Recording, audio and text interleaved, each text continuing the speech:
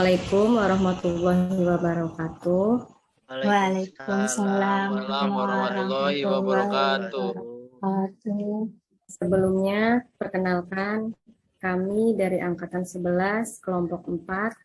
Di sini kami ingin berdiskusi tentang isu aktual yang terjadi di lingkungan pemerintah kita, pemerintah Kabupaten Indramayu. Pada kesempatan ini, kita akan membahas tentang Smart City.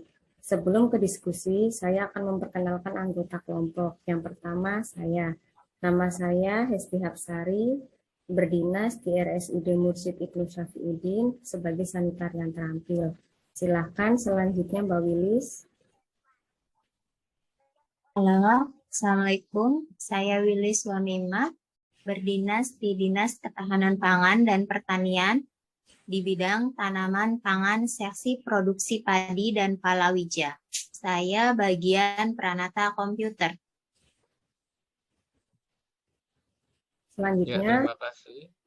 Om.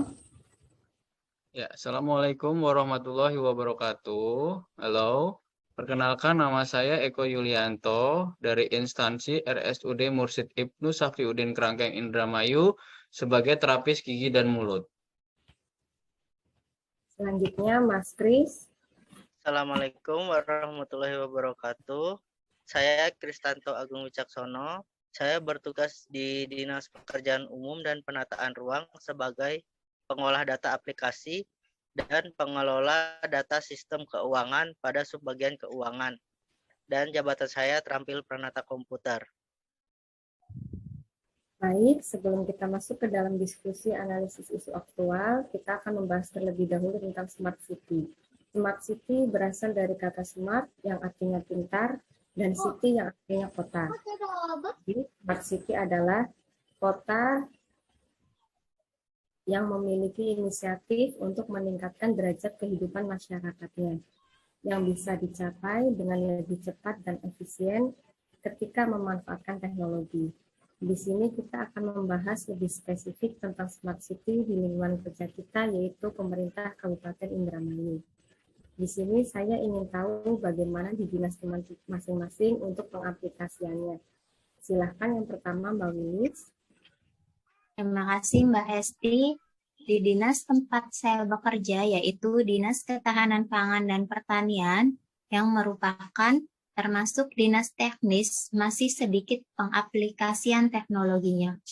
Yang saya tahu, kami memakai aplikasi SIPDPS Banten TP, atau singkatan dari Sistem Informasi Pengumpulan Data Pangan Strategis dan Bantuan Pemerintah Tanaman Pangan. Sistem Informasi PDPS, penguatan data pangan strategis dan bantuan pemerintah adalah sebuah solusi untuk pendataan data tanaman pangan dan data bantuan pemerintah yang terdiri dari dashboard manajemen untuk melakukan monitoring dan manajemen data dan aplikasi mobile Android untuk petugas pendataan di lapangan. Jadi, petugas lapangan bisa langsung menginput data lewat aplikasi ini dan Kementerian Pertanian, Direktorat Jenderal Tanaman Pangan bisa langsung melihat data yang diinput tersebut. Terima kasih. Oke, baik. Selanjutnya silakan Mas Eko untuk pendapatnya. Ya, terima kasih kepada moderator. Saya akan menjelaskan tentang Smart City. Smart City adalah kota yang memiliki inisiatif untuk meningkatkan taraf hidup masyarakat yang bisa dicapai dengan lebih cepat dan efisien. Ketika memanfaatkan teknologi, Kabupaten Indramayu sudah masuk dalam daftar 50 Smart City yang mengakui gerakan menuju 100 Smart City di Indonesia. Kabupaten Indramayu masuk dalam Smart Living bersama kabupaten lainnya. Untuk menunjang menjadi Smart City, RSUD Mursyid Ibnu Syafiuddin berpartisipasi dengan ikut mengimplementasikan adanya Smart Government, yaitu dengan menerapkan aplikasi Aku Mobile dan e-Kinerjaku untuk menunjang proses kerja menjadi ASN yang cerdas IT.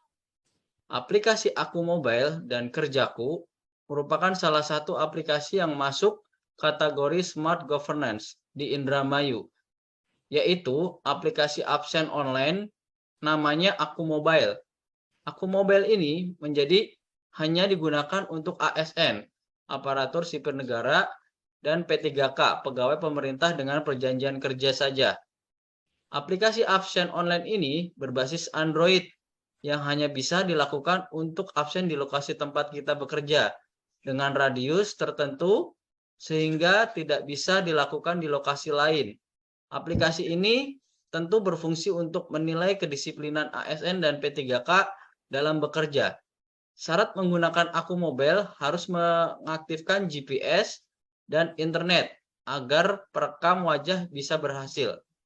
Adapun waktu mulai presensi di aplikasi dimulai 60 menit sebelum masuk jam kerja dan 180 menit setelah jam pulang kerja. Jika kita lupa melakukan presensi, maka dianggap tidak masuk. Selain Aku Mobile, ada juga aplikasi E-Kerjaku. Aplikasi ini masih berbasis web, di mana ASN dan P3K dapat mengisi aktivitas hariannya. Batas waktu pengisian aktivitas harian paling lambat 5 hari kalender. Saat ini aplikasi Kerjaku sudah terkoneksi dengan Aku Mobile, sehingga mempengaruhi tunjangan kinerja ASN. Kedua aplikasi ini dikelola oleh BKPSDM. Baik. Baik, terima kasih Mas Eko. Selanjutnya silahkan Mas Kris. Baik, terima kasih untuk kesempatan yang sudah diberikan kepada saya. Sebagai dinas yang berinteraksi langsung dengan masyarakat, Dinas Pekerjaan Umum dan Penataan Ruang memiliki tugas untuk melaksanakan urusan pemerintah yang menjadi kewenangan daerah dan tugas pembantuan yang diberikan kepada daerah di bidang pekerjaan umum dan penataan ruang. Pada bidang keuangan sendiri ada beberapa program pelayanan. Salah satunya adalah menyiapkan anggaran dan program kerja operasional, pengolah data sistem keuangan, dan pelaporan dinas. Serta menyiapkan anggaran penyusunan rencana strategis, rencana kerja, dan perjanjian kerja dinas. Untuk itu, mungkin semua dinas ada aplikasi yang namanya SIPD atau Sistem Informasi Pembangunan Daerah. Setiap instansi itu pasti mengisi. Pada tugas saya sebagai pengolah data aplikasi, salah satunya itu mengisi SIPD tersebut.